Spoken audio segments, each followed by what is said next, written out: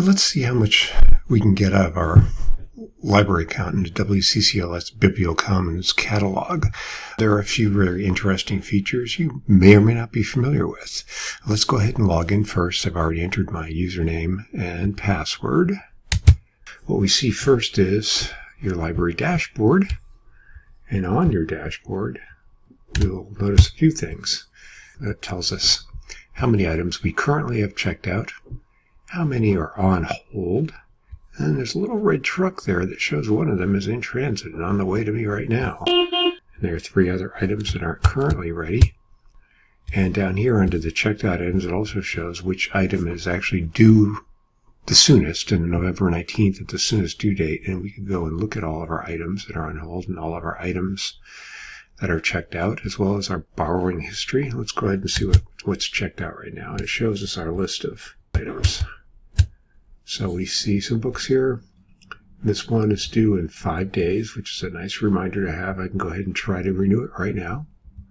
And I think we'll go ahead and do that, since I really haven't gotten much of a start in that one, since I have so many books checked out currently. But now, as you see, it's now been updated, so it's now due on December 5th. Also, a game of hide and seek. This next one is also due, 5 days remaining. I'm in the middle of that one, so let's go ahead and see if we can renew it. And once again, that one is now due on December 5th. And there's several other items in here we won't pay attention to at the moment.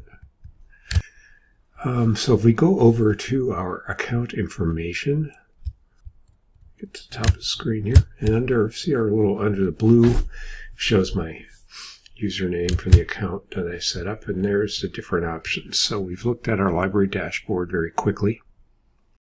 And we can also look at, and we have looked at, what's checked out and on hold. If you've enabled your borrowing history, you can actually see all the items that you've checked out, and that would be in your settings where you would do that. I currently have my borrowing history set up and have for some time. If we go down to my settings here,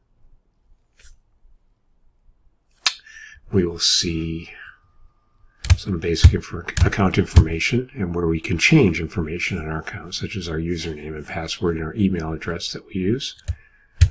Our holds pickup location, as you can see, I have Forest Grove City Library set up as my holds pickup location with single-click holds enabled. Borrowing history is enabled, as you can see down there. And also, there's privacy settings that you can actually adjust as well. Go up here again, there's some other features under My Collections. This is a nice feature here. If there's something you find of interest that you're not prepared to watch or read right now, but you don't want to forget that you're interested in it, you can put those in your For Later shelf when you're searching the catalog. So you can see here I have the DVD of Night Gallery, the complete first season, hosted by Rod Serling back in the early 70s. And then there's a new book called Britain at Bay, and several other items that I put in my For Later shelf that I'm interested in, but I don't have the time or not prepared to read or watch at the moment. Go back up to our toolbar, and it also shows any lists you've created, what you've completed on your completed shelf, and you can share this with other people by making it public. And your in progress shelf, or you can make them private just for your own personal reference. So if we go to our completed shelf, we'll see some items. Not everything I've read. I've actually listed as completed here, but you'll find some items once it loads. Scroll down here, there's some books.